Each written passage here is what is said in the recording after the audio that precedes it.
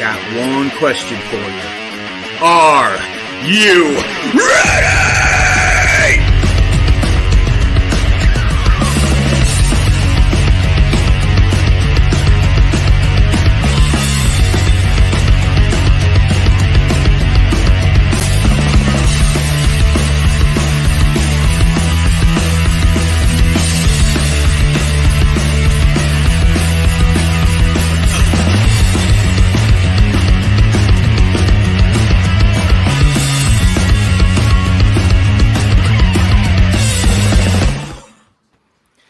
Hey, what's going on, everybody? We have another amazing episode. You know, we're past a year now. We got episode 1 of year 2. We are excited. And guess who we have in house? We got an amazing band, Last Planet. What's going on, guys? Hey, gentlemen. How's it going? That intro got me pumped up. I was feeling kind of right. I'm locked in now. Same. Yeah, that's right. That's what we're always looking for. That I was looking for this, like, hey, welcome to the jungle thing, and then my buddy is like part of like one of those, like he's the screamer, the official screamer, and he did that intro voice, and then I was like, I put some music to it, and love it. Yeah. So this is Al and Court. What is going on, guys? How's it going? Thanks I think both just got off a fairly long day of work, ready to talk about music. Oh yeah. There you go. What are you guys doing for work in your day jobs? Not music, unfortunately, at this point right now. I know. I feel one day. I work for an electric car company. Kind of newish one. Yeah. Right on. Yeah, and I work in commercial real estate, so totally outside of the music world. But, they both take too much time. Yeah, it's true. It's true. I feel you there. What's going on, James? How are you, buddy? Pretty good. Excited to be here. We're excited to have another week of awesomeness here. So yeah, thanks for coming on, guys. Yeah. Is it weekly for you guys right now? Absolutely. Nice. That's awesome. Even if we don't have a guest, we're throwing it down just to talk about music because we just like music that much. We're like, hey, what's going on with music? I mean, there's just always something going on, and it gives us some maybe. Yeah, I mean, we love the bands, but sometimes just talking to music, you know, and just talking about it is just really fun for us. And I think that we both are just inspired by what everybody's doing out there right now, which is, I mean, I what a great band. I mean, we just really enjoyed. I know that I really did. Me and James were like, wow, this is a good band. You guys have listened? I didn't even know if you guys have listened to our stuff yet or not. Yeah. Oh, absolutely. As soon as we get it, we're on it. We're listening to it. At least I listened to your album, what was on Spotify at least 3 or 4 runs down. We were jonesing for more. I may need a straight jacket for it. That's awesome. I love it, man. Yeah, it was. Go ahead. No, go ahead. Oh, I was just saying, we unfortunately haven't been able to because of COVID and also band members being all around, haven't been able to gig as much as we want. We're hoping to get back in the swing of that real soon here. That's good. And I'm hoping we're this kickoff for you where you're just gonna be pumped and ready to go and get out there again because it's time. Yeah, it is Same. time. Yeah, it is time. 100%. Yeah, absolutely, guys. And you guys have too good of music to be sitting on it. You know what I'm saying? Oh, man. Yeah, we're constantly writing and recording new stuff too, and we really enjoy the opportunity to work with as many of our musician friends as we can. Really cool. You guys in California? Yeah. Okay. Yeah. And what about you? Bay Area. Oh, Bay Area. Another Bay Area. Nice. The East Coast of Florida, Florida. Oh, nice. Yeah. Originally, I lived in California until I was 12, around the Garden Grove area. Okay. Oh, cool. Yeah. Yeah. Nice. That's a good song. Are you guys? Are you guys both in Florida? No, I'm in Phoenix, Arizona. Nice. How did you guys meet? Through Bearded Stuff. I was telling Al that I was like, we got started with Bearded Stuff, and then this has morphed into this awesome, music That's awesome. YouTube piece. Beers I and love it. desserts. No, beers and desserts, and now it's music and desserts. Nice. Music and desserts. So. Absolutely. Great things. Which brings up the moment when we're going to talk about desserts, everybody. We're going to talk about food, some of our favorite things to talk about. And of course, we have the guests below us, which I know they brought something. What did we bring, fellas? Alvarez.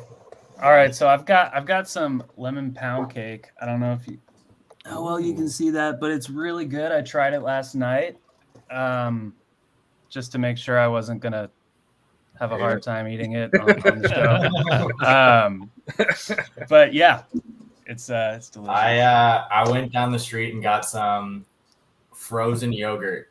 The name of the flavor was like smashed crickets or something like that, but it's really, I asked the lady, and it's really like a mint chocolate chip. So that's good. That's awesome. Where did you guys get it? Where did you get this in LA? Where at? San Francisco area. Oh, San Francisco. Area. I just was like, yeah. Wait a second. What's the name of it? I Give 'em a got this shout at a frozen yogurt place just down the street from me called Easy Breezy. Here we go. Easy breezy. And if you are in the Bay Area, go check it out, guys. Go check it out. Yeah. So that sounds absolutely amazing. Oh, Yeah. I love frozen yogurt with stuff in it. I got some chocolate chips, I got some nuts, and I got some strawberries. There we go. There we go. Gotta have What did you guys bring? Oh, you know that what I brought. Andy usually steals stuff, so I stole an Easter egg. It's that time. I stole it. I stole another one. This is actually is that Reese have Reese's peanut butter in there too? It is. It is. Oh my god! How much is that weigh? This is less. It just says it's an egg. It says it's 6 ounces in net weight. I'll remind everybody on Easter. We did the Easter show. We had a 1 pound Easter bunny that was full of peanut butter. It was chocolate and peanut butter. Like a big old Reese's, but shaped like an Easter bunny. That 1 pound. Awesome. 1 pound. And I ate it. I ate it all in one The sitting. whole thing? Yeah, It was I was already about to gone. ask, did you finish it? I just ate the whole thing. I was just like, just ate it. His face covered in chocolate throughout That's the right. live show. So we read the back of it. We were interested in the nutritional value of eating the whole thing, and there's 15 servings, by the way. Wow. Thing. That'd be funny if this interview show was like interviewing bands, but it was really just like really going after the food every time. Like, stuffing your face through a full hour podcast. Like, Yeah. so yes, that is what I have. We know we bow down to the chef and what he Yeah, has brought you- again. Do you always cook your own? Is that part of it, James? I usually I usually That's awesome. I think since it started, I don't think I've ever. I've done like easy roads and stuff like that where I've made simple stuff, which I did today. I made a simple thing because I had a lot to do at work today, so I made something really simple that I've made. And actually, anybody can make it. It's like 4 different ingredients. That's it. So I'm I really made curious candied walnuts. Oh, nice. So yeah, these are little candied walnuts, and Love really simple to make. I think I took about 4 or 5 cups of walnuts to about a cup and a half of sugar, cup of water. Let that mix together. Then you add your walnuts. You can add like cinnamon. I added cinnamon and vanilla extract to mine, and then kind of just coat them in the pan, flip them in the pan until they're kind of coated, and then on stovetop or in the oven? Yeah. They put it in the pan on the stovetop. Let it kind of just shake them up. Mix How them hot up do you with go? water. Huh? How hot do you go on the? I usually go full because I have to like take it to pretty much the whole way to where they start kind of getting that like powder coating on them. Yeah. You Ooh. kind That of sounds just like shake. something I would actually make. Yeah. Same. I'm a You very shake them 100%. in the pan till they get to like that kind of consistency right here. You pop them in a pan, like a sheet tray, put them in the oven for like 375, 400 for like 5 minutes. Let them kind of crystallize up a little bit more. Let them set, and then take them out. Let them cool. nice. And there you go. That sounds So, awesome. well, So there you go. Again, any dessert ideas you might want to have, go check out the chef. He will hook. He's on Instagram. He is on Bearded Metal Chef.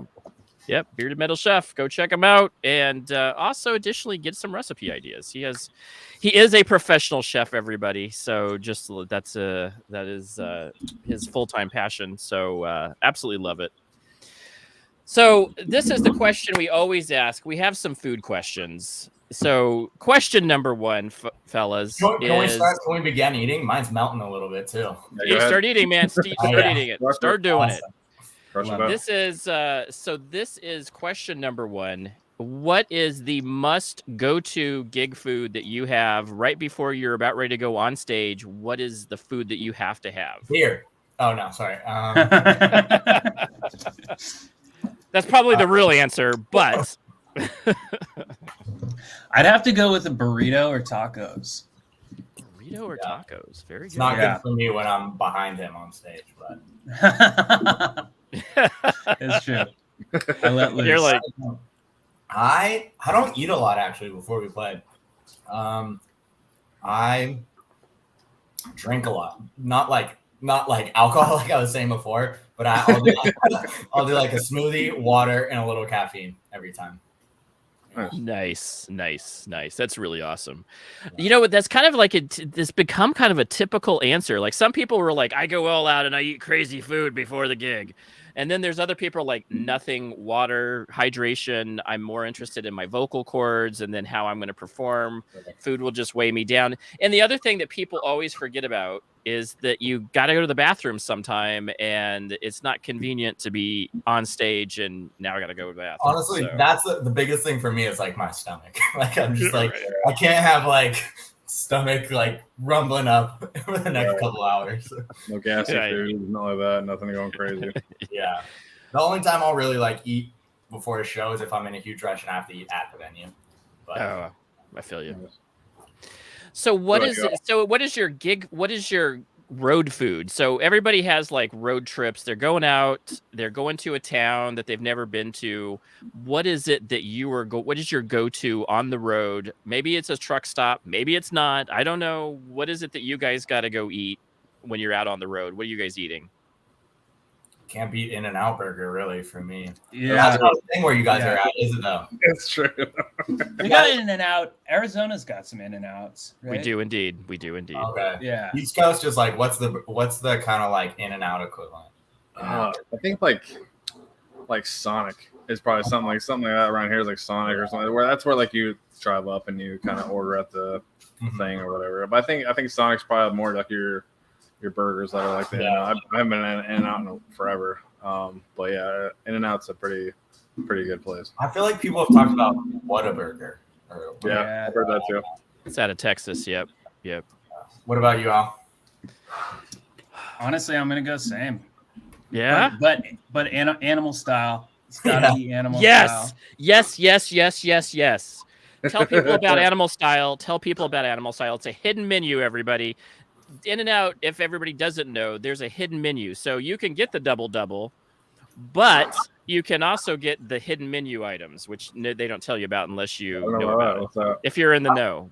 I'm Tell us no about- In-N-Out expert, but I feel like there's even more hidden stuff. There Like, is. People There on absolutely come in is. order like crazy stuff that I There's I've never well, first of all, you got to get the fries extra crispy, which is something that the hidden menu tells you to do, and Yep. you just got to live by the hidden menu. You can get grilled onions on anything you want. That's Animal I'll Style. do that one. Yeah. You can get pepperoncinis on pretty much anything. If you ask for protein style, if you're I don't know trying to slay Protein slay style, motion, I yep. never do, but they'll do like it wrapped in lettuce instead of a bun. I think. Yep. That's exactly it. Yep. Anyway, In-N-Out is great. Yes, I agree. And their shakes are really good. So Yeah. Yeah. Yep. Very good. So there's, you know what? I think that it has to be like when I was younger, and this ages me, there was a time where it was just in Cali. Like it just was a Cali thing. And I remember when I went to college and you're like, Andy, you have to go to two things when you're out in California with me on spring break. So we went to spring break to Cali one year. We're going to go do In-N-Out and we're going to get a 4x4. And Wow. back then I was a lot thinner. And yes, I still ate like a pig though. So it was a 4x4. And then we're going to go to Del Taco. So Wait, Del Taco. See, I think In-N-Out is a tier above Del Taco. By far is. But there wasn't any Del Tacos back in. It Really? wasn't a chain here. So Oh. this was pre-chain. Wow. Yeah, it was just a Cali thing. So it was like, no, you don't understand. They're crunchy fries with a burrito. You know, you get those crinkle fries, and you're like, I'm set. This is beautiful, and a burrito. You know. And what about for you guys? What would your on the road food be? And then what do you say for your, like, I don't know if you guys are still playing live or gigging or anywhere, but what do you? I'm gigging it in my closet, and honestly, us too these days. yeah. I'm gigging it in my closet. I think that if I was to go, what is my on the road? Like, I have to. Oh shoot. You know, when we go to San Diego, that's what Arizonans do. We go to San Diego for our California adventure. And I always get Rubio's. Like, I go to that Rubio's #1, the original Rubio's that is in like San Diego Mission Bay area. And I go get myself a burrito from their place. And it's like, usually I get like the shrimp burrito that's there. It's so good. Yeah. Bro, you can do Rubio's pre-gig. Well, I've got some PTSD with Rubio's because I actually I got arrested at one when I was in 8th grade. Oh, no. What happened on that? Well, you know, so I didn't have like a lot of money because I was an 8th grader. So you're stealing burritos? No. But I would always go there, ask for a cup for water, and then I would fill it up with soda. Classic move. Yeah. And eventually they caught on, and they legitimately called the police. Wow. That's crazy. Nuts. Yeah. Wow. And that's my only like legal run-in that I've ever had. Was filling up the water cup at Rubio. Yeah. Yeah, scoundrel. You're really pretty badass, you know. Yeah. Like, what are you in for? Yeah. Yeah, over to a water cup. Watch out. Watch out for that boy. The rebel. Did you get in trouble for this? I mean, I'm sure your parents must have said something, but did they like give you like I some would time? think the cops would be like annoyed that they had to come. Yeah, well, so they put me in handcuffs, put me in the back of the car, called my parents on my cell phone that I had at the time, and basically told them what happened, and they were like, okay, that's a weird reason to do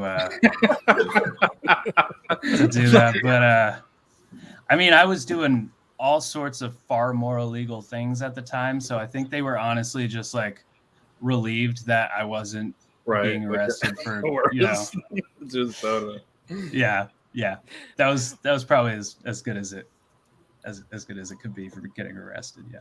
James, do you have a recommendation, James, for something pre-gig or like right before you go on the road somewhere you could cook real fast? That would be kind of like for pre-gig, like easy on the stomach still, but like something you can make at home easy. Oh man, I'm good for like if it's something like on the road. I was gonna say if it wasn't for the road, it'd be like either like tamale. I'm a sucker for like tamales, like fresh homemade tamales. I haven't made it myself, but there's like a local place that sell them around here. They're really good. Or just like a simple, just like wrap, like just any kind of a wrap. You know, it's still light. It's not so heavy on the stomach, and I mean, just I might try something like that next time because I mean I'm similar to like just a sandwich that I make all the time, but I think which would be good for me. That's cool. Very good. Very good. So that cuts out the whole food section. And of course, food is so much fun, but we're here also for music. And I personally really enjoyed the music. My wife had to listen to the music as well. And she's like, who's that band? And I was like, she was like, I said, just the people we're having on Tuesday night. Just only that. Man,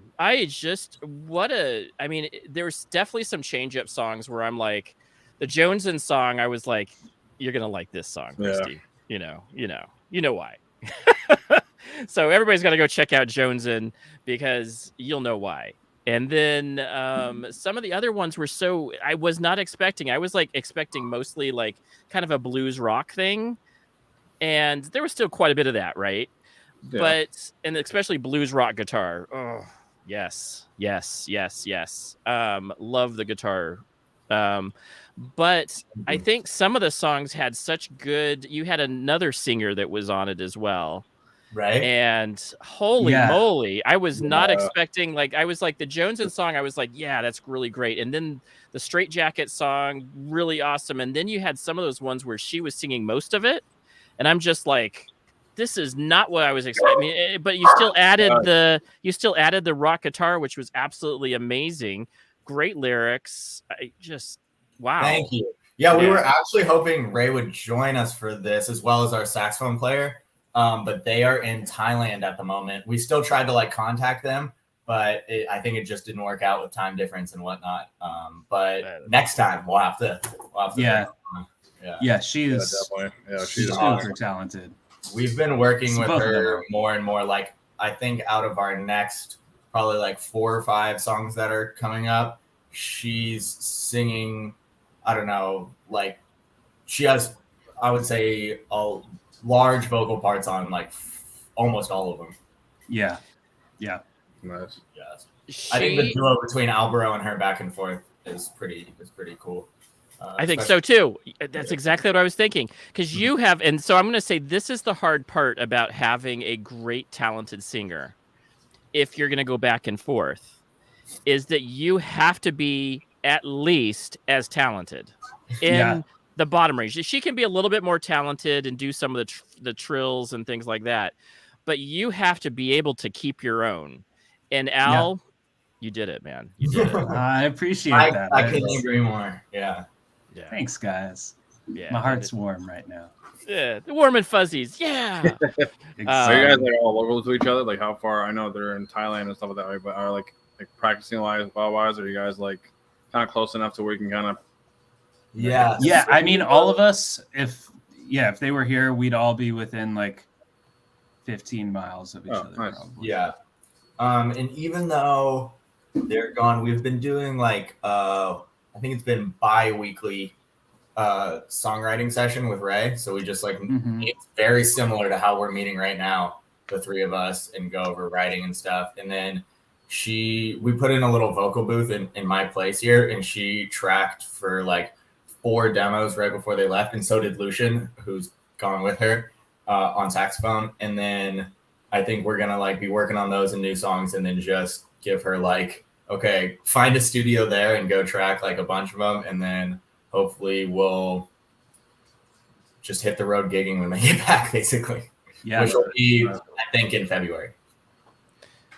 I would, yeah, totally impressed. And here's the cool thing is that her vocals add this R&B feel to a rock band, Yeah. which is it takes you by surprise because you're like, how well is this going to work? And then it just does. And I Yeah. think that you guys, this is what I was interested in. How the heck did you guys do this? How did you guys get the tracks to be able to match up with an R&B singer who has this R&B sultry voice, as well as Al's kind of rock voice? He has a really good rock voice. How did you guys? I mean, this is unique. You don't get to see this every day. So well. What's the process? What's the process behind And making music with those folks? That's a really good question that I don't know if either of us really have a solid answer for. It's all happened so organically and unintentionally. A lot of it was just not deliberately done. I think And the it just- willingness to go for whatever, and the willingness to like work with new people and like incorporate whatever they bring to the table, not try to make them fit what you had as a preconceived idea, you know? So like when we were racing, we were like, okay, let's fit what she has to do, not try to like jam her into the box of the music that we were already making. Yeah, you just see what she And has to yeah. work with and kind of work. Exactly. work And on- I think kind of working too- together as a puzzle and just Yeah. fitting together. And then Totally. also like being able, we started our first few tracks, we recorded it in the studio, and it was So be able to like iterate as much as we wanted to and like add new parts and be able to mix these genres of music, it was costing a lot of money to have to like go. So being able to like do 90% of the recording process like through DI, like we bought a nice interface too, and then the vocal booth, and being able to iterate just on our own time gives us a lot of like creative flexibility. Yeah, exactly. What are you guys using for a DI? We have an Apollo. Yeah, that's the quad. It's great. Yeah. And then on it, we've got a C414 for our mic, which is just a super versatile mic, and we can, I mean, really get it to fit either of our voices in a pretty complimentary way. So we even tracked saxophone on it. We did. Oh, really? I mean, you can record pretty much anything on there, even guitar, like acoustic guitar sounds good. Yeah, we haven't done that yet, I don't think, but and maybe one day, especially once we write our big hit song and make money off of it, we'll invest in like a nice like instrument microphone as well. But yeah, it's worked for us so far. Yeah, it sounds really clean. How are you guys miking it? Al? To your guitar amp. Oh, we haven't done it yet. So, most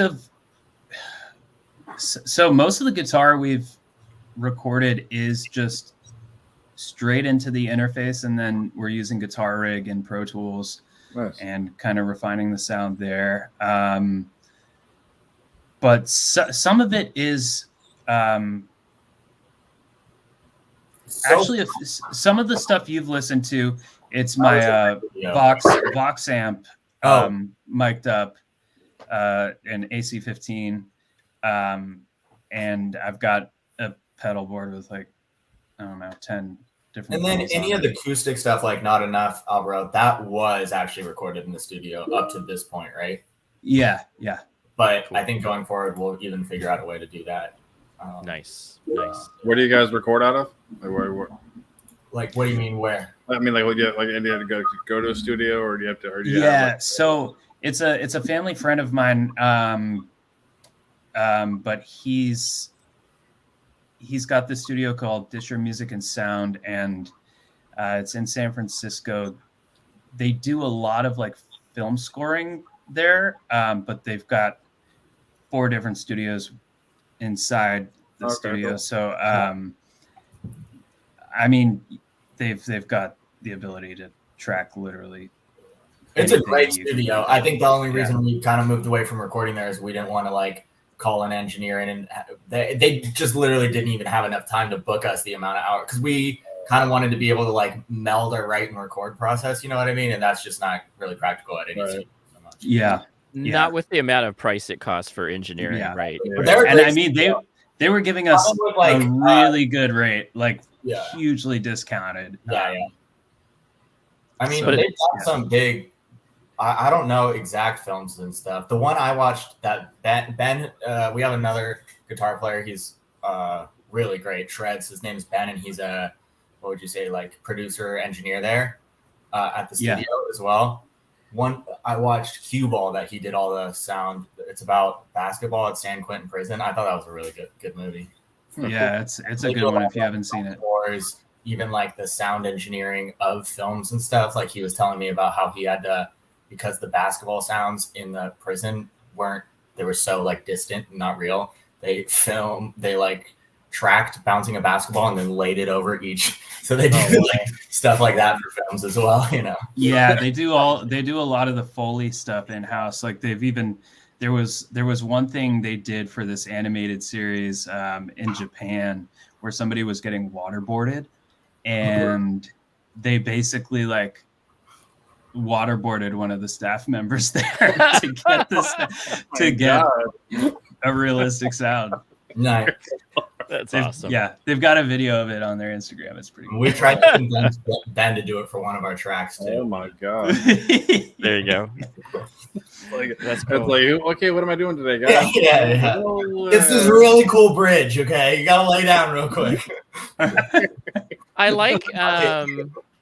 I like Jones's music video. It's lyrical video, but I still liked it. I thought it was really cool. It had some cool visuals and it was well done. I thought that We the just one found a guy on Fiverr. Fiverr, that's the site where you can just kind of like find freelance people. Mhm. We paid like $100, $150, like, and we were happy with it. And I should shout out the name of the guy too, but I don't even remember. But I wouldn't be surprised if we go back to him. Do you know what's so funny? This is like the second time we've run into somebody that just went through that source and found some guy. There was another guy. He played some sort of like percussion instrument that was like what was it? It was some sort of Scottish instrument. Yeah, I forgot what it was. I remember him talking to somebody else talking about Fiverr as well. Yeah. But it's a creative website. I mean, we find a lot of good things on there for pretty good money. Have you guys heard of SoundBetter or SoundBetter? Yeah. Yeah, I have actually. Yep. Basically like Fiverr, but specifically for like music stuff. We had Straight Jacket mastered from a guy we found on SoundBetter. Oh, that's cool. There's some there's people on there that like their credentials say like multi-Grammy winner or whatever, and the prices are like not that bad. I would imagine, I'm just guessing that it's not actually maybe them doing it, but like someone at their studio, like it's probably not the 2-time Grammy winner on there, but it's probably like someone who works for him, but I don't know. Yeah, but like when you get this is the thing, as long as it sounds good, right? As long as you're like, hey, this is cool. What's up, Ellie? Hey, Ellie, we got, you know what? We didn't shout out Russ and Amanda and Ellie. Ellie and Amanda. Yes, absolutely. We totally appreciate you guys coming in, hanging out. We have our 2 regulars, Amanda and Ellie, are always coming in and watching our show. Hello, I love it when we have guys. Yeah, fan base. I always love it. So thanks guys for the shout out. I bet they love it. We'll make sure to, like, post the links and whatever on our pages like after the fact. We didn't really get much of a chance to do it prior, but we'll do it after. Yeah. We're all working too. It's like, so my day job is a IT job, so I'm an IT engineer. Nice. Just like, day jobs are like, you got to work, you got to pay bills, and then actually am in a similar type of role for Lucid. I'm like Salesforce administrative role. Yeah. Oh, and it's Ellie's birthday. Ellie, happy birthday, Ellie! Happy birthday! Yeah. I would assume 19 again, right? Right, Ellie? Gotta be. 19. 19 again. So yeah, that's so cool. You know what? I really enjoyed. So the guitarist, what was your inspirations for the guitar parts? I love good guitarists. I thought you had some really good music. What was some of your inspirations growing up to be able to play that kind of guitar? I mean, I just love it. Alvaro wrote for those 2 songs. You wrote the majority of the bones for both of them, right? Like the general. Yeah. So jonesing. I mean, I've always been super into the blues, and I mean, I would definitely say like, when I wrote that, I was listening to a lot of Black Keys, which I'm sure is, you could definitely hear that influence in there. But I grew up listening to Clapton. I mean, kind of all of the classic blues guys, Stones. Or huge influence for me. Jimmy Page, yeah, for sure. Jimmy Page, gotta love Jimmy. Yeah, I mean Floyd. They don't really do a lot of bluesy. I mean, they do some bluesy stuff. They do. Bluesy stuff. Yeah. So that was kind of my inspiration there. And then with Straight Jacket, at least for the verses and kind of the bridge, I was trying to tap in a little more to like I listened to a lot of R&B as a teenager. Like Al Green was one of my like favorite musicians of all time. Marvin Gaye. But I guess we're still talking about guitar. But no, it's okay. That was kind of where my head was at for that one. See those, and then people don't realize that music inspires you, period. And if you're an instrumentalist, you just are inspired by the sound that you're hearing and kind of go along with it and jam with it, right? Yeah. Exactly. Yeah. It's Yeah, I think fluid, Jones you know? Jonesing was one of my. I kept going back to that one, listening to that. It's almost that's something you can actually. I think it should be like actually on the radio, in my Right. opinion, because it's something like that seems to be kind of mainstream like that they would play. So that was definitely one of my go-tos every time I I kind of think went we back. have some upcoming ones that are kind of more in that. I mean, my mind always goes back to a song we haven't put out yet, but that Avoid tune, Albert. I think it's dark, like Jonesing kind of. And Yeah, that's I think interesting because it's that vibe, but Ray's still singing like 90% of it, and Alvaro comes in for this bridge part. It's pretty cool. So yeah, and then I think also Whiskey Breath. Oh yeah, yeah. Which I think is even a little more in that vein. Yeah. Alvaro and I, it's funny, like people talk about the songs that we've put out, which I'm like so flattered by and like happy about. But I think it's like such a natural musician thing to always be like mainly excited about the stuff that you're working on right now. You know what I mean? Yeah. Like, I don't know if you guys can relate to that, but it's just like Absolutely. on my mind is so yeah. How long have you guys been playing at like total? Like how long have you guys been playing Together or as a band as a whole? Bro, when I think we started playing together in like 2019. Oh, cool. Right before because it was right before the pandemic. But when did Like- you and I think you and I started in like 2018. Probably 2018. Yeah, like Alvaro and I met before, like he was working in real estate and I was working at Lucid. We met working at Guitar Center. Okay. Yeah. Oh, cool. Yeah, I remember seeing that on the website. Was that you got? I didn't know who it was that you bet. It just said that we met at Guitar Center, so I wasn't sure who. Oh yeah. I know you wrote it, but I didn't know who the other one was. I think at the end I signed it like Dash Court. Yeah, I knew it was you. I knew you. I just didn't know who the other person was. Yeah. That's cool. We're like the hard part that I think doesn't come naturally to a lot of musicians, maybe. Some I'm sure it does, but is like especially like nowadays with technology, how do you market yourself? How do you get yourself in front of an audience? And especially for like a very DIY band that's doing that. I know some people just hire someone to put that all out, but like, how do we present ourselves on our website? How do we get people funneled to our YouTube? How do we get people to our Instagram? So that's something Alvaro and I are like meeting up about all the time to like figure out even. But I think part of why we are like a really good team is like your brain works really well for that kind of stuff. You like really understand it. I'd say I'm a little more of the kind of like wild card creative guy.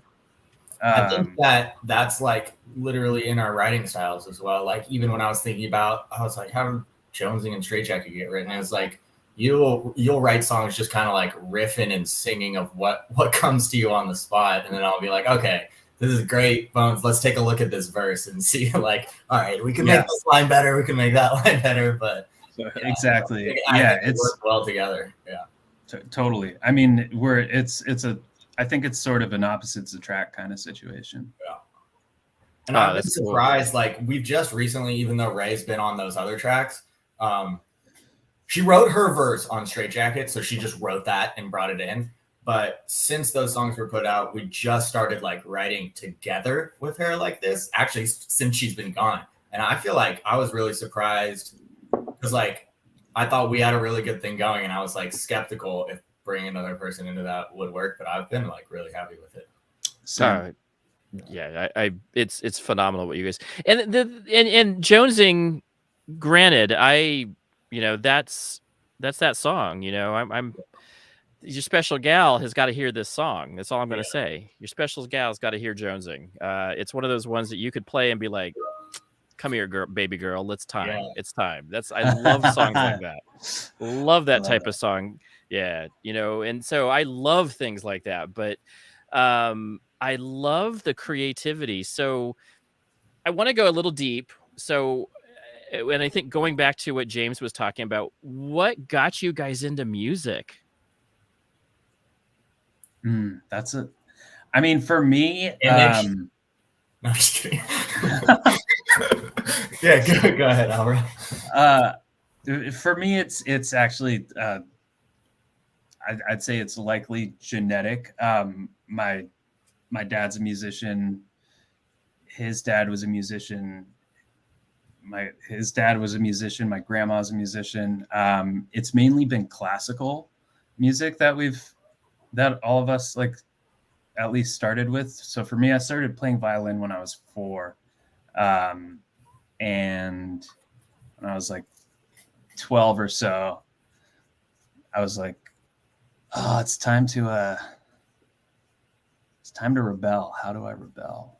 So I picked up guitar, though my dad played guitar, so I guess I wasn't rebelling that hard. That's why I had to go get arrested. That's why 12-year-olds have Videos.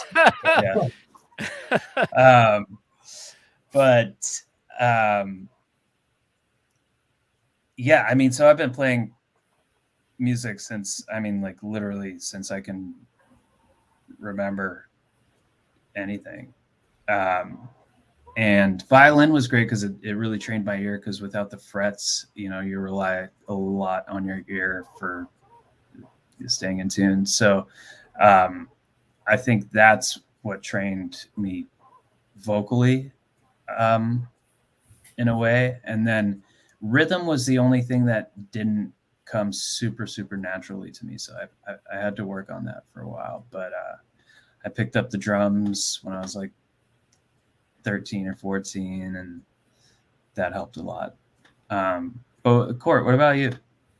When I first started, so I think I was just always drawn to music whenever I would see it live, but I also had a social studies teacher in first, second, third grade who I thought was like super cool and whatever, and he sang and played guitar in a band.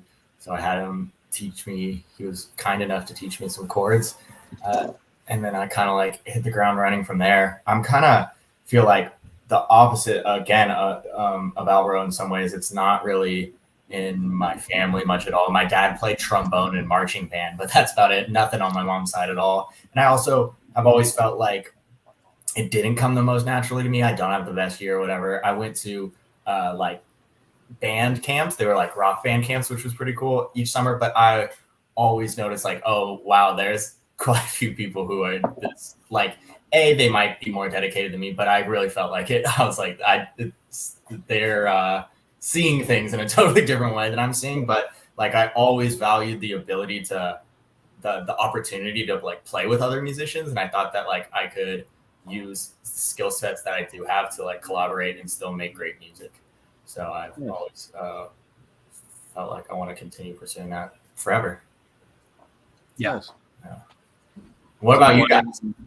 I was gonna say, what your favorite favorite venue, I guess, to play in was, since you guys been playing together, like any kind of fun venues or. I mean, we had one in particular that kind of stands out just in terms of like, I don't know if it was like the best show we've ever had, but it was definitely the best like setup. You know what I mean? We played one venue that was kind of like a tier above everything we've ever played, where the acoustics were great. They actually like, the audio engineering was great. They had a guy in the sound booth and stage and lighting and everything. And that was Cornerstone in Berkeley area. But some of my favorite shows have been at Blue Light, Alberta, which is just like a dive bar in the marina. I mean, in terms of like the funnest shows, yeah, I would say Blue Light has honestly like one of our first Blue Light shows was like one of my favorite, when it was just packed and people like going wild and crazy. Yeah, this was like right before, this was like December, like 3 months before COVID, and this place is probably like supposed to fit like 100 people. And I remember the bouncer telling me that they got up to like 350. Wow. It was like it wasn't like by any means all people coming to see us. Like, oh no, but mostly people coming to get drunk. But once they got there, that's true. We were doing a lot of covers at that point too, so like we did some ones that people went crazy for. Scotty doesn't know. Everyone went wild. We did what's the Blink song we do? Damn It. People went crazy for Damn It. We did Afro Man. Yeah, we're talking about people just like we have to play for like the, you know what I'm saying, that kind of same demographic. Exactly. Yeah, everybody knows those songs. That was when Ben wasn't fully playing with us, but he came and I gave him the guitar for that one. We did Afro Man, and then like over the Afro Man beat, a like crazy 1 minute long just guitar shred solo over that dirty rap song. That's That's awesome. Yeah. That's awesome. That is lovely.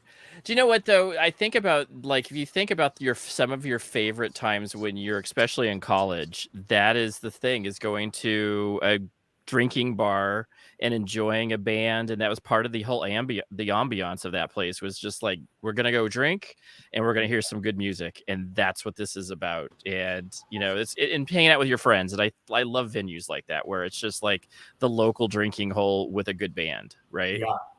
And even though it's like cover songs, the people still kind of hear, your style about, what I'm saying? It's still a style that you guys are playing. So everybody can know who you guys are, whether it's the cover or not. Right. So. Yeah. And I would say in general with covers, we stray from how it actually goes.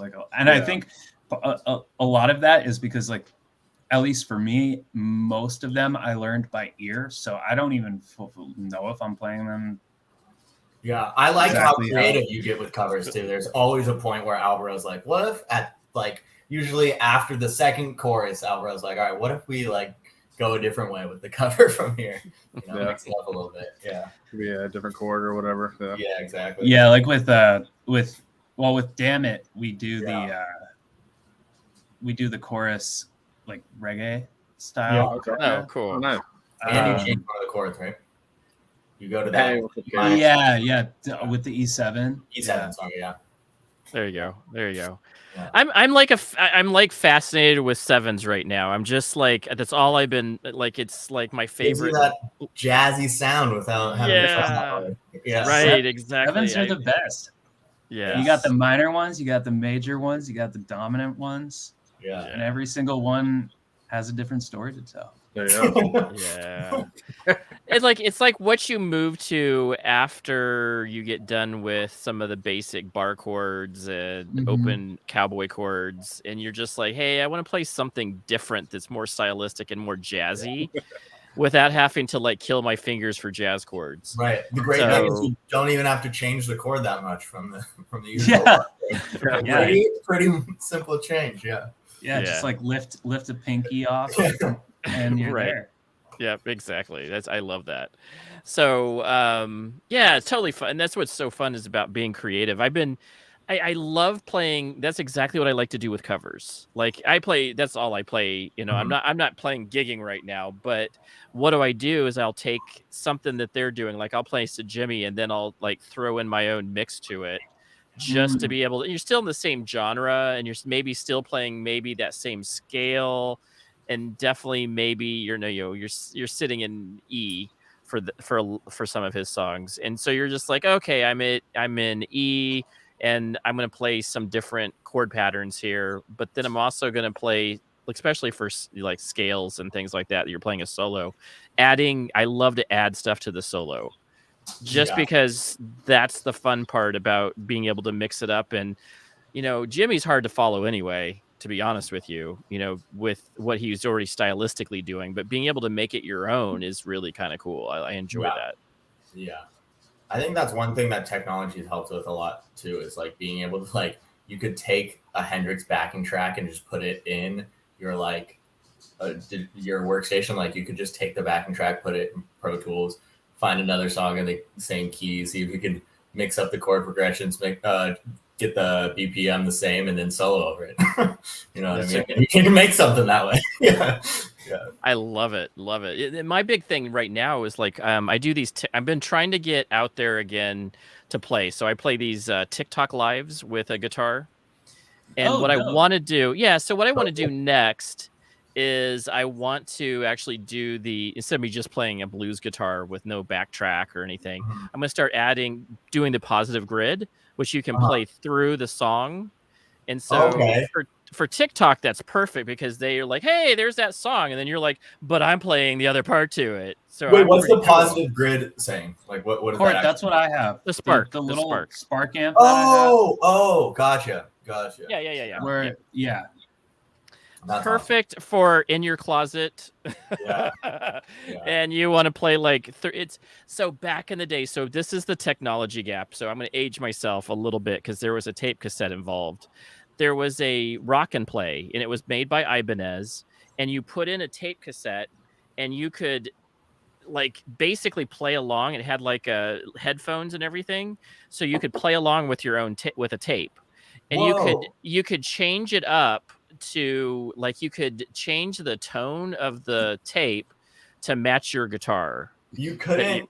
It was always the full song though. Like you couldn't Yes. take out anything, right? Yeah. No, it was Even you're the playing on a backing tape tracks, like, cassette. they have on YouTube and stuff. It's obviously a remake of the original track, but I'm always fascinated by. Have you guys ever seen Rick Beato's videos on YouTube?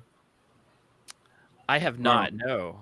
He's able. I think he Me neither. gets somehow like even old like super famous tracks. Somehow I think he gets like the original mix, and he's able to like isolate the original vocals, isolate the original guitar track, and then he like talks about it on YouTube and analyzes it. Like I was just listening to his analysis of Pearl Jam's Black, and he's like able to just like isolate Eddie Vedder's vocals and just listen to the vocal solo. And then I was like, imagine if you could do that, and then you could just add your own stuff to the track and take out and put in whatever you want.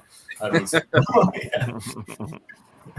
What was that on YouTube? I'll look that up later on. Rick Beato, Beato.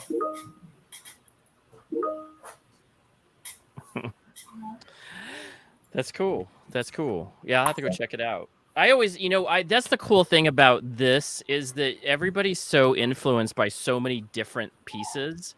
And the thing that is cool about tech now is that you can do so much more than you ever could have done before in your home studio. Like you can just mix and match and do, and then you can play some of your favorite people and play it in a, take out everything. And just play their backing track, one of their backing track things. The ability to release music even and get it heard by people like without having a label or whatever. I mean, I think the one thing that's worse is being able to actually make money from that music. That has not exactly gotten easier or better for artists, but being able to get it out there sure has. Yeah.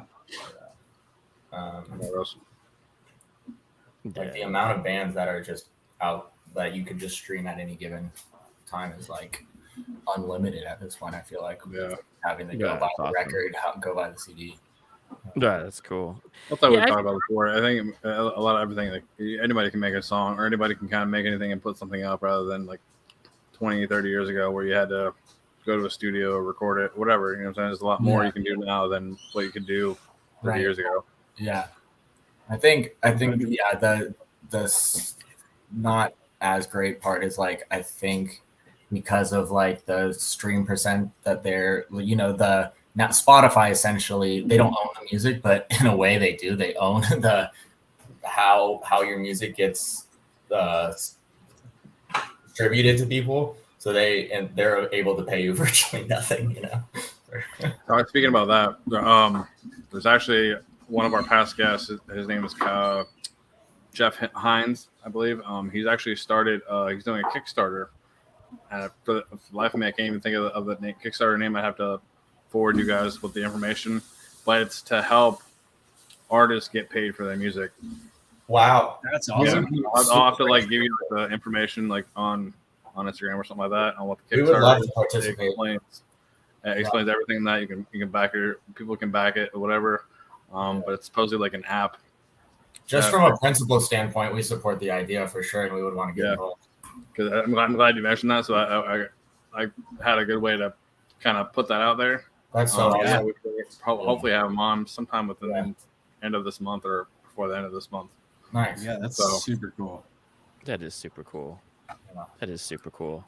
You know what's really cool is the fact that technology. So this is the problem. So disruptive technology, Napster, shows up into the workplace, or it shows up into the marketplace and starts really taking away the money from musicians. And that gets perpetuated by streaming services. And, even though Spotify does give you a very small pennies on the play, or less than a penny, right? Like less than a penny, gets you. But now there's people going, hey, that was so disruptive, but we need to get back to people getting money for this again. Right. So they're trying to make technologies that say, hey, here's where and then what will end up happening is, I think, is that people will start going to these other services where you are actually getting paid and stop using like, yeah, this disruptive thing, Spotify was really cool, Pandora, whatever. And then they start going back to, hey, but now we want to get paid. So they're going to start taking away their music from those sources and then releasing it through some place where they're getting the money, which would make sense. I definitely think that's on the horizon. That's what I would hope happens too, because people would still be able to easily access the music that they want, but there'd be some kind of balance for the artists. But the artists need to unionize. We need a basically, man. There needs to be some kind of communication and concerted effort to actually Otherwise, no one's gonna be like, I'm not gonna be the only one taking my music off Spotify. It is really like almost a union thing. Yeah, you're right, Al. Well, everybody has to make that decision, right? Everybody's going to be like, hey, we all got to decide as musicians that we're not going to go on to these people that are not going to give us any money. Yeah. Yes, right. I'm getting, and their thoughts are, hey, I'm going to get I'm going to do subscription service, and I'm going to just be able to provide that. That's maybe what Spotify and Apple do, is that's part of owning an iPhone, is that you get this really cool music thing. Yeah. However, and then some artists at first were like, hey, yeah, but now there's so many artists. Yeah. Like it's too much. And so now I think a lot of people are going to be like, hey, we're not getting any money from this. And there's too many artists to even get any notoriety off of this. Right. So I'm not even getting heard. Right. So that means that we need to go back a step and, redo some technology choices. The crazy thing is, like, I think, and from what I've read and from what I've seen, that with the current setup, the major labels still have all the power because they're the ones that can push you through all the fog of all these artists. They can push people to like huge audiences, basically. Yeah, it's all behind the scenes marketing. Yep. Yeah. Which Albert and I are trying to do ourselves with through Facebook marketing, I guess. I don't know. Here's going how on awesome podcasts. That's right. Tasty Licks Music. Yes. Do you know what's really fun is this is the interesting thing. If you write the algorithm, you get to be part of the algorithm. Yep. Yeah. That's the truth. And they're paying them big money to be part of an algorithm and say, hey, here's the tags that I want my musicians to be able to use. And so it's marketing, but it's also knowing the technology and how to use it appropriately. Yeah. There's things that, like, for YouTubers. So me and James are YouTubers. We're still at a small channel. I'm starting to have to learn how to tag things correctly because you will not get seen. You just will not get seen on YouTube if you do not tag this stuff. The same thing on YouTube, right. Instagram, everything. I mean, and as you know, like TikTok works like that too. I don't understand TikTok's algorithm at all. It's bizarre, and I don't understand it. So I've been getting like 500 people to join to look at my live. I don't get a ton of like. That's I get good though. Yeah, I get about 500 views per video, which is fairly good for. And you know what's so weird is if I just go on, if I play guitar, 500 views. If I just go on and just play some music in the background, no views. Like, that's actually really 20. Encouraging, though, that you can relate it to that. Yeah. Sometimes Albert and I have, like, we will have one that gets a bunch of views and something that gets, like, close to 9, and we can't draw any core. We don't know what happened. I was told that the algorithm knows you're playing live music, and it picks that up and says, because everybody's, every kid and their brother can just go play some background Alexa music and be, hey, I'm cool. Look at me. I got some things. But if you're going in I just was like, hey, how do I play in front of people again, get comfortable playing guitar again, feel like I'm not so nervous? What's actually working for me, and how am I able to play it better in front of a crowd? Because I'm Eddie Van Halen when I'm by myself, but in front of a crowd, I'm missing chords and I'm doing things that I don't really want to do because I'm nervous. So I'm trying to get past that nervous, like, use the nervous energy to help use it for the good and not for me just, oh, I forgot how this solo goes in the middle of the solo. Yeah. Been there. Yeah.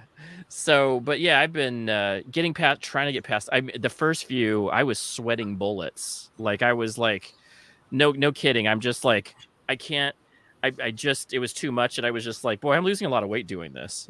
That's brave. You're jumping in live instead of just recording something and uploading it on there. Yeah. Yeah. I thought about doing more of what you guys were talking, just doing some, and then just being able to edit it and make it all sound really good. But I was like, I'm just gonna do this. I'm just gonna get out there and just do it. And I've had such a blast. And I don't get a ton of people that are hanging, but I got somebody to hang for 8 minutes the other day. I don't think that's common on TikTok anyways.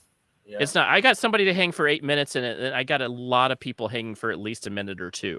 Yeah, that's a win. So yeah, that's how I felt. I was like, the first few were not. They, you had nobody. You had I got 200, but that was still more than I was getting on lives at other things. So I was like, this is really cool. But it's about technology and knowing how this algorithm works to be able to. And there's so many. My friend Ken does. So just to let you guys know. Ken may charge a little bit of money for help, but Ken, that content coach, that dude knows YouTube and TikTok. That dude knows NIG. Go look up him because he's somebody that will really help you with that marketing thing. With being able to, he's like he's a tag guru. He has the knowledge. Do you have contact information or his account or anything? Yep, absolutely. I'm one of it. Yeah, me and him are like best friends. So yeah. Oh, that's awesome. We could use any help or even advice we could get. Yeah, and I'll give you guys too his YouTube, and then see what you guys can pick out from there. And then at that point, then what you guys can do is then reach out to him if you guys have any questions. That sounds amazing. Yeah, super knowledgeable dude, and that's what he does for a living now. So yeah. That we would love that. And and that's the part of it that we have the least experience doing. Yeah. And the cool thing is that also it just happens to be that there's a guy in this room that has a sister that's a music publicist. So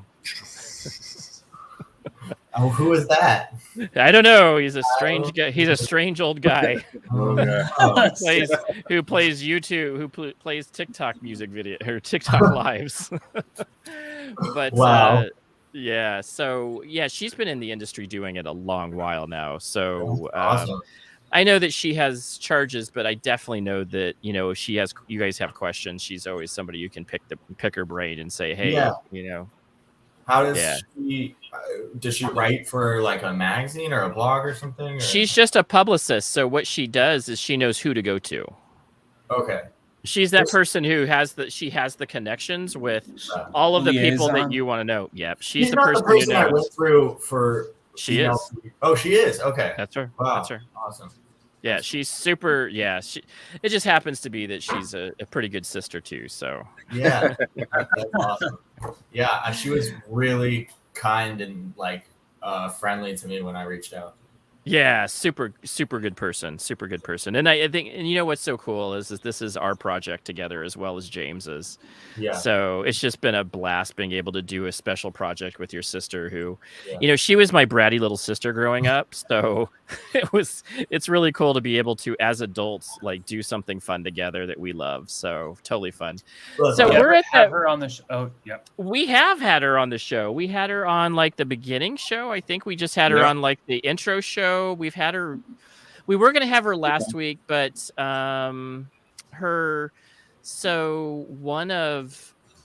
was it? It was the somebody passed on that was fairly famous. It was in Rolling Stones, and I have to go figure out her name. Hang on one second.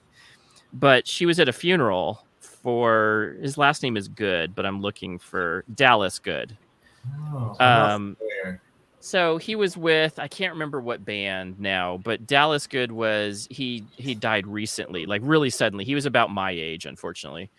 And he passed on really suddenly. And he was part of a huge amount of music scene. So Rolling Stone actually did a tribute to him. So yeah, he was fairly accomplished musician. He was I just looked him up as a co-founder of the Canadian band of this I just looked it up too. Yeah, Mercedes. Same, Yeah. yeah. I'll have to listen to them. I'll have Wow. to check them out. Yeah. Yeah, and I guess that was like, but his influences were like all these. He was influential to all these people, and so James is like, I think it's his cousin. So James is her husband, and so yeah, it was sad, and we were sad that she wasn't on our 1 year, but she understood. So it happens. Yeah. But yeah, totally cool. So let's wrap this up. We like to keep everybody to the hour because your time is precious. And so we want to make sure that we totally appreciate you guys coming on.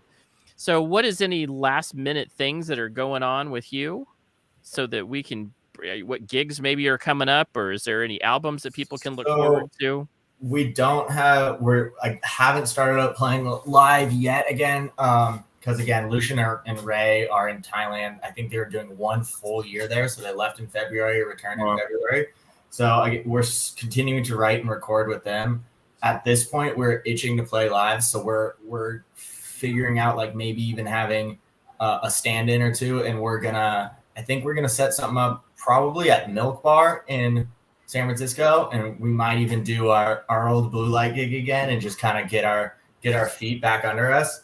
But we're hoping to push at least 4 or 5 new songs in 2022, and then they get back at the beginning of 2023. We're also like, we've been going to a lot of live shows of like people that are kind of like similar to us. Maybe they're actually already starting to tour and stuff a bit, and we're making connections and stuff. So we're hoping to like get some type of real tour going in like 2023. Nice. Yeah. And in the meantime, the stuff we've got out, like, we love people to listen to, but we're releasing a new song called Gold Ferrari pretty soon. And we'll have plenty more coming out in the near future. So to be honest, Gold Ferrari is complete. We got to send it to get mastered. Other than that, it's completely ready. We are also just kind of waiting on some of the stuff we just talked about because we like don't know what we're doing with marketing stuff. So we're trying to learn a little bit more frantically before we put out more music. So that we can like actually have our social media and whatnot channels up to date and all that. Yeah, but we want to check out our Spotify, Last Planet. Check out, I think mainly you can find all our music on Spotify, but we're on Instagram. Our music videos are on YouTube. You guys know. Yeah. Yep. Apple Music also has it. Yep. So all the biggies. I think you have SoundCloud too, right? Yep. Yep. Are we? I don't know. On No. SoundCloud. Yeah, but Spotify, all major streaming services. So go check them out. Awesome band. James, I always know that you got a drop mic question at the end. What do we got? Oh. Not really drop my question, but no, it's been a pleasure. I always, like I said, I think I've said this a few times on the end of our lives. We just enjoy having good musicians on, and getting musicians that nobody's ever heard of out there into the spotlight where people can kind of hear this stuff and not listen to that mainstream. I know there's a lot of mainstream music on the radio, and it's cool that people have platforms to listen to stuff on, and we're just kind of lucky to kind of get people on and get that out to the masses, even though we have a little bit of a following right now, but still it doesn't take long for, somebody to just look up YouTube and, Last Planet. And, there you go. So to have people experience new music is what we enjoy doing. Yeah, for sure. Love that. Yeah. We love what you guys are doing, and we'll continue to follow and watch the channel as well. And as you guys progressively kind of get going, and even with your music now or new music that's let out, we will share it to others or share it on our stories or IG or whatever. That'd be awesome. Help out as much free marketing as we can. So and same vice versa. Yeah, it's been a great experience for us. Also, we'd love to come back and actually play some music. Yeah. Sometimes we're actually together. I thought about that, but I was like, I don't think it worked that well with us both on Zoom at different places. Yeah. We tried to do something like that. We tried really hard. We had a guy who wanted to play a backing track that he gave us, and then he was going to try to play a bass line to it. It sounded okay, but it was just that little bit of delay Yeah. It is. Yeah. Yeah. Especially when you're Yeah. trying to come in. Yeah. Timing Next is time. really weird. Yeah. Yeah, it makes it tough. Totally. Next time we'll do live studio sessions with Tasty Legs. Yeah, that's awesome. Yeah, There we go. exactly. We're lucky to have any kind of playing going on. We're Love blessed to it. have that. Absolutely so. Absolutely so. Again, you know who we thank? We also thank everybody who has been in the chat tonight and everybody who's future going to view this, because we always get most of our views are, after the fact, because people are busy as we are these days. So we totally appreciate the Last Planet to come on during their busy schedules to be able to tell us more about their music. We appreciate your time. Excellent musicians. Go check them out. Again, Jones and Straight Jacket are two of my really big favorites, of course. And so you guys will want to go check these out. And any last words, fellas? No, we appreciate the opportunity. We appreciate all of you watching. Like, we're so grateful for anyone who checks out our music. Yeah. Super go grateful. Go I check should them do out. One just quick little question. How did you guys come up with Last Planet? I know I always kind of ask that. Last Planet. How did you get that? We workshop. We wrote down so many names, and there were some real bad ones in there. I wish we still had the list somewhere. Yeah, there were some bad ones. But the reason why Last Planet was kind of a placeholder, and I conducted an experiment, and I went around and I asked people, have you heard of Last Planet, the band Last Planet? And they'd be like, oh yeah, I think I have. And this was before we did anything. Yeah. And I was like, okay, that's a good sign, because they don't exist, but they exist now. So he's saying it sounds like a band you should have heard of before. Yeah, There you go. that's right. I feel like I heard of them. There you go. There you go. I know that band. There you go. Exactly. They play at that venue, don't they? Yeah. Love band.